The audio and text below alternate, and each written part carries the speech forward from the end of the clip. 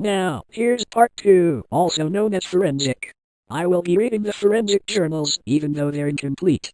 It was lunchtime, or 12 o'clock p.m., in the studios when he walked in.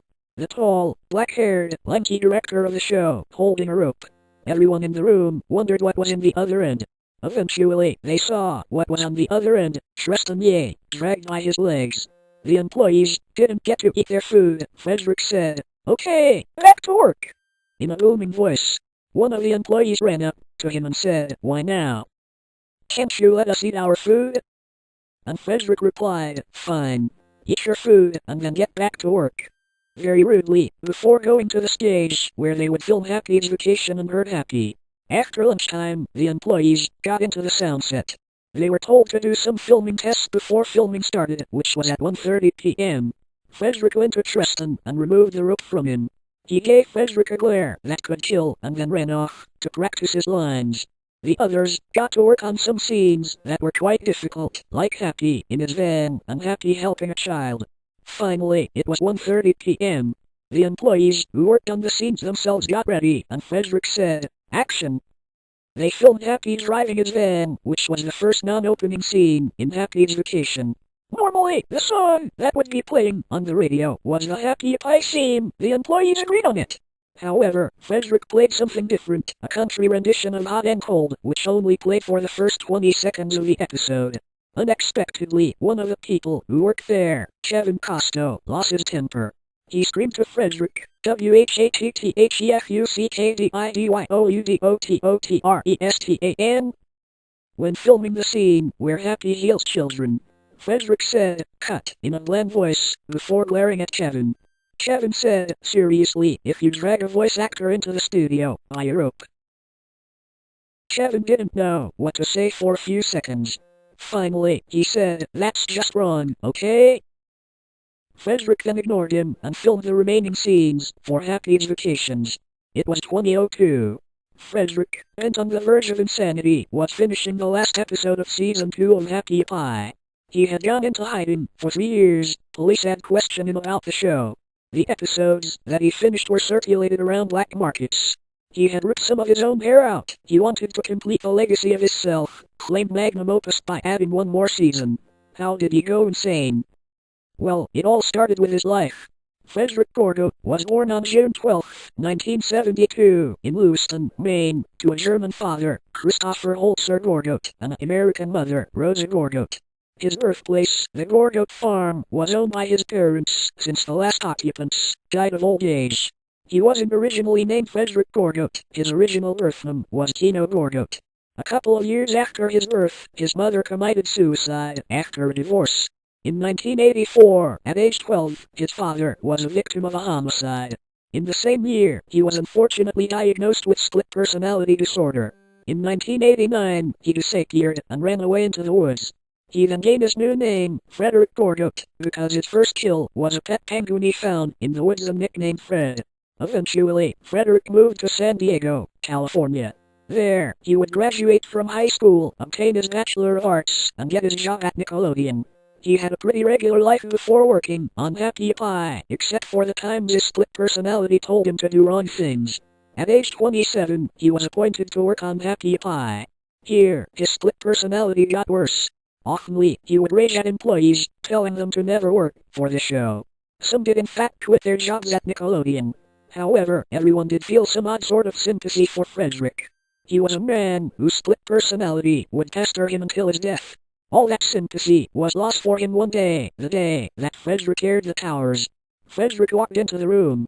"Guys, I've got a great idea for an episode," said Forenzik.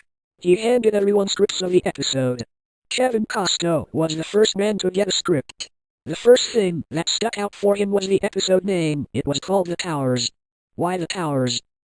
wondered Kevin. Then, he took a look inside the script. It began with an innocent intro. Happy Appy was talking to 2 children about the cycle of life. Then, Kevin turned the page. The entire page was a giant action shot of 2 towers burning up, with a jet plane's tail sticking out of one of them, while people panic. This time, Kevin knew something was up. He tapped Frederick on the shoulder. Frederick turned around and said, "Yes?" Kevin said, "Okay, something's wrong with you." why did you make this sick fucking thing? And Frederick replied with, this is an episode that's not going to air. We're going to make this just for fun. Kevin said, okay, fine. But if you do air it on Noggin. Before walking off. And so they filmed the towers. After it was completed and edited, Frederick showed the episode to the employees. It started with the intro and went into the episode. It started with Happy Appy talking to kids about the cycle of life while going around the playground. An employee who was sick the day they started and worked on the towers said, this seems innocent enough. Why won't we air this? Then the kids said, thanks, Happy. And smoke creeped behind Happy, so they both turned around. The two towers were burning up, with people screaming, fires growing, and a plain tail sticking in one of the towers. A kid was crushed by it when a kid asked Happy why the towers were burning. Happy turned to the camera and said, that's natural, kids. All the employees were shocked at what they had made, but were given a sense of relief when they realized it will never air. Well, that sense was false. At Nickelodeon HQ, Frederick walked into the broadcast room with the towers in a messenger bag. He then put the messenger bag under the table before saying, hey, let's talk about Happy Appy. Frederick got some bottles of water out and handed them to the men who were working there. The first man said, yes, what is it? Frederick said, I've got a new episode for Happy Appy. But first, please drink your drinks. I made them myself. The two shrugged and drank the bottles. Instantly, they collapsed. Frederick had drugged the bottles of water. Frederick then locked the door and quickly ran to the command console. He opened the messenger bag and wrung out the tape. He put the tape in, and suddenly, all across the nation, on Nick Jr., what was on was replaced with a new episode of Happy Appy. Since many kids loved Happy Appy, many didn't complain to their parents. They just watched the episode. Until the most infamous part played. In every house that had the episode playing, anyone who was there, babysitters, parents, brothers, sisters, uncles, anyone heard a child crying. Whoever went to the television saw something horrifying. Two towers were burning up in front of the screen. People were screaming and panicking in front of the towers, which had a plain tail sticking out of one of them. It then cut to a kid who was crushed under debris. He was pleading for help, and there was blood near the debris. Some kids tried to help him. One of the kids on the ground said, Happy, why are the towers burning up? Then, Happy turned to the camera and it zoomed on his face. He then said three very infamous words, that's natural, children. While the kid, crushed under debris, kept screaming. The episode ended. Over the next few days, Nickelodeon got a lot of parent complaints. Nickelodeon's response was to cancel the show, fire the employees, and arrest Frederick. They did the first two, but tried to find Frederick. When the police broke into his house, there was no one there. Frederick had actually moved out 2 months ago. No one knew about it. So, where did Frederick go? He moved into a 3-story house near Alma, Colorado, where he continued work on Happy Appy. It was about 2000. Frederick had just completed season 1 of Happy Appy. He kidnapped 5 children, Miranda, Rayalia, Quincy, Jenny, and Jacob, to help him work on Happy Appy season 2 and 3. He fed them daily, though, and didn't make them starve to death. How did he get the food, even though he was a wanted criminal? Well, in 2000, he looked different, to say the least. He ripped some of his own hair out and dyed it red. He wore sunglasses every time he went outside, so no one could see his eyes. He also had a beard, which he also dyed red. He also adopted a new identity, Jake Williamson.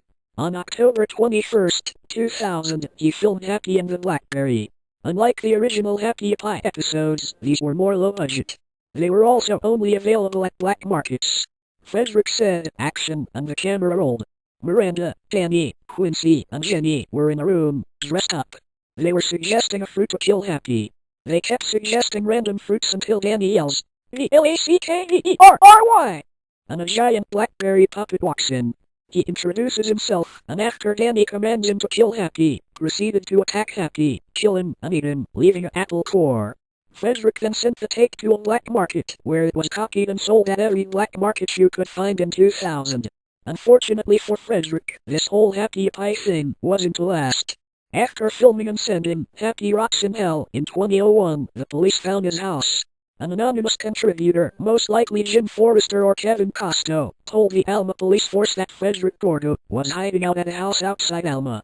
The police got there and broke open the door. They found no one, but heard crying in the basement.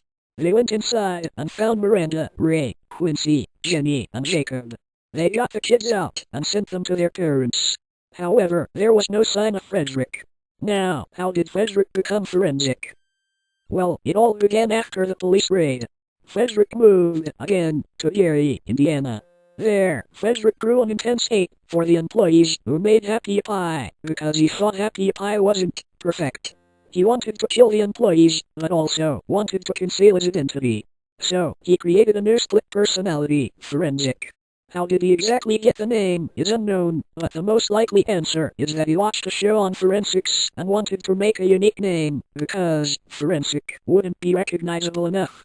Every month, when Frederick became Forenzik, Nickelodeon would get death threats in the mail by a man called Forenzik.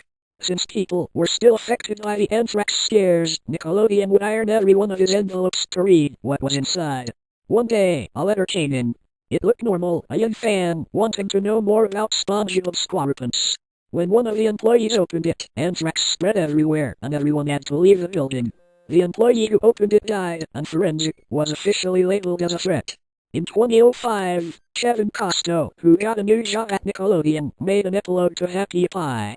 It told everyone who watched it to look out for Forenzik, because he could kill you. His first murder was in 2006. His first costume wasn't the gas mask. Forenzik was bundled under a lot of winter clothing, because the two murders he had committed in 2006 were during the fall/winter season. He also had a ski mask, so no one could see his face. The first person he killed was Miranda. He hated her. She kept talking back to him when he commanded her to be in the episodes, so that's why her character was killed.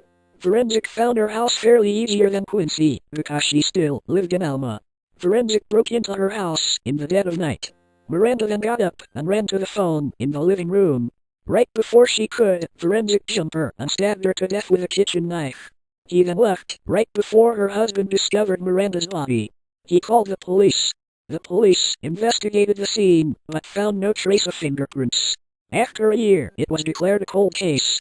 However, they did confiscate a note. To whoever finds this, the woman I just killed starred on Happy Appy. She was Miranda, and she annoyed me, to say the least. That's why I killed her. Have fun finding me.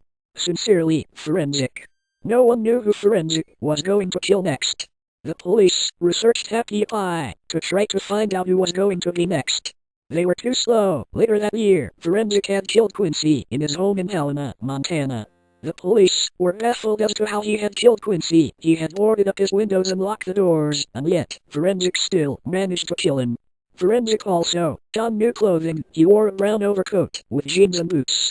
But the most infamous part of his new clothing was the gas mask with red eyes and a devilish smile. And so the deaths piled up. Most of them were people who were related to Happy Appy. After a while, 3 employees were left, minus Frederick, Kevin Costo, Jim Forrester, and Tristan Ye. Unfortunately for Forenzik, Kevin knew he was going to get killed first of the 3, so he had to warn someone about Forenzik. He chose his next-door neighbor, Roger Forstner. In the middle of the night, Kevin broke into his garage and put 10 DVDs of Happy Appy in there, before leaving. Then, on February 26th, Kevin was going to his car when he was rushed by Forenzik. Forenzik stabbed Costo multiple times before waiting for Roger to go to Kevin's wife's house.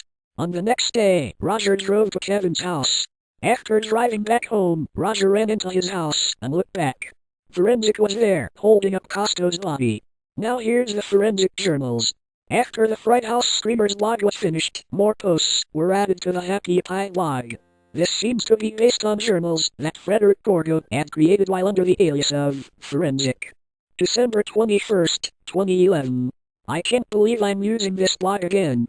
Oh well. A couple of weeks back, I returned to Forenzik's house. Like the studios, no one was trying to demolish it. It was like no one remembered to demolish it. I went in, and it was the same as I left it, even the dismantled shotgun trap. I wasn't in here to pay my respects, no, I was here to know more about how Happy Appy ended with its fate. I decided to first check Forenzik's bedroom, since that was the most likely place.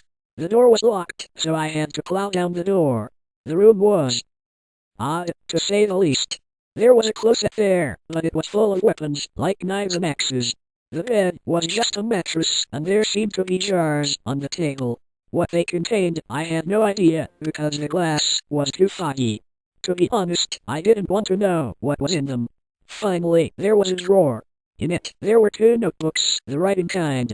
I had to take them, they could have had some valuable information on Happy Appy. I then walked out of the house, however, I didn't go home.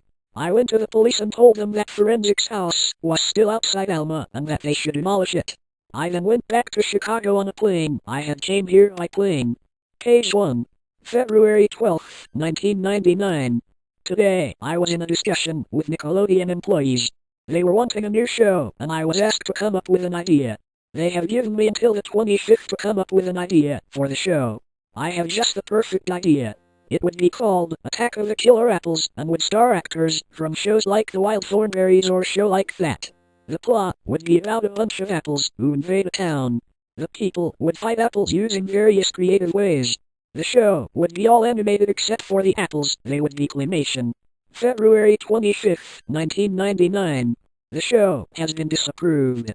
Most of the people in the meeting room disapproved of the idea, but some liked it and thought it would be a hilarious show. However, I might have one last chance. A man named Keith Blue is working on some commercials for Noggin, which are also in claymation. I could probably rework Attack of the Killer Apples into a show for Noggin using the claymation skills of Keith. I'll work on the name and plot tomorrow. I'll also see if I can get Keith to work on the show. February 26, 1999. I have a name for the show, Happy Appy. The plot would center around an apple with arms and hands, based on my designs from killer apples who would go around and help children. Since the show is going to be on the 3-week-old Noggin and Keith Blue is working on the claymation, the show will probably be a big hit if Nickelodeon officials approve of it, that is. I'm not going back to work until the 1st of March, though. Page 2. March 1st, 1999. Today, I got into a meeting with Nickelodeon officials. Me and Keith told them about how the show is basically a reworked, for Noggin, version of Attack of the Killer Apples. I also told them that the claymation would be done by Keith. They thought about it and eventually approved of the idea. They said that it would take them a while to fit the show into their schedule.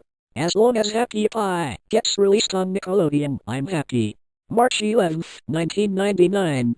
I went into a meeting with Nickelodeon officials. They discussed with me about Happy Appy and where it would be filmed and its deadline.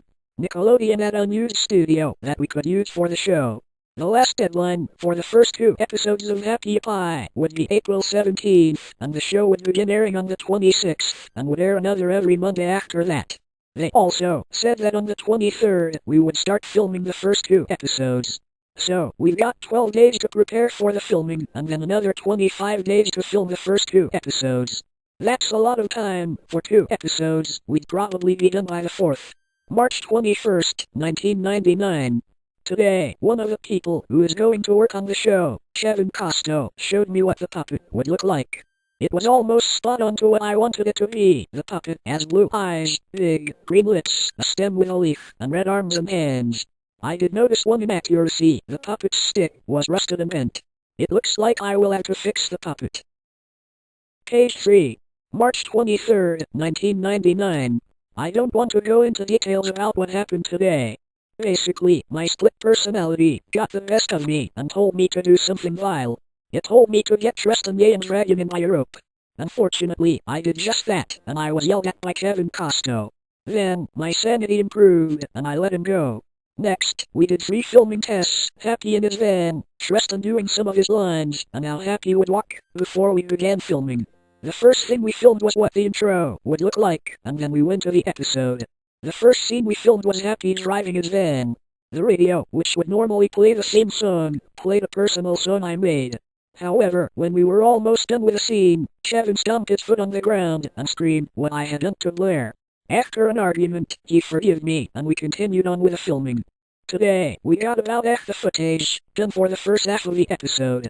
I'm planning more episodes as I write this. How do these sound? Heard Happy, the second half of the episode that's plot is being worked on. Basically, Happy gets hurt and the children team up and heal him. A very nice episode in my honest opinion. The monkey bar injury, the next episode's first half. A kid gets hurt on the monkey bars and Happy heals him. Happy goes to school, the next episode's second half. Happy goes to school and heals kids in progress. Happy at the Fruit Olympics, the third episode's first act, and the last year. Happy goes to a mock-up of the Olympics next year. April 1st, 1999. This entry isn't an April Fool's joke, but we decided to play one on Nick Jr. During an episode of Blue's Clues, we aired a fake news flash. We said that a new upcoming show, we didn't reveal the name, was cancelled, and the only episode made would be aired on the 26th. Then, we said, by the way, April Fools. It never happened, the show isn't cancelled, and the broadcast ended. Anyways, we finished filming on Happy's vacation, and we are just starting on Hurt Happy. We expect the episode, done on the 15th after all edits are finished. Page 4. April 15th, 1999. Today, we sent the finished product to Nickelodeon. Since we are done with the very first episode, we're starting on the monkey orangery and Happy Goes to School. April 26th, 1999. The first episode of Happy Appy was aired today. We got pretty decent ratings and a lot of positive feedback, even though we rushed the episode. How coincidental, because we just finished the episode we were working on. Well, we did get new crew, which sped up the production of the episodes by 120%. We're sending it to Nick right now, as they must have the episode 7 days or more before they air it. We're now planning to make the Fruit Olympics episode, however, we need to have it done by the 3rd of May. And I am done. Now, if you'll excuse me, I've got a Pube Happy Appy to rip back. See you swell men later.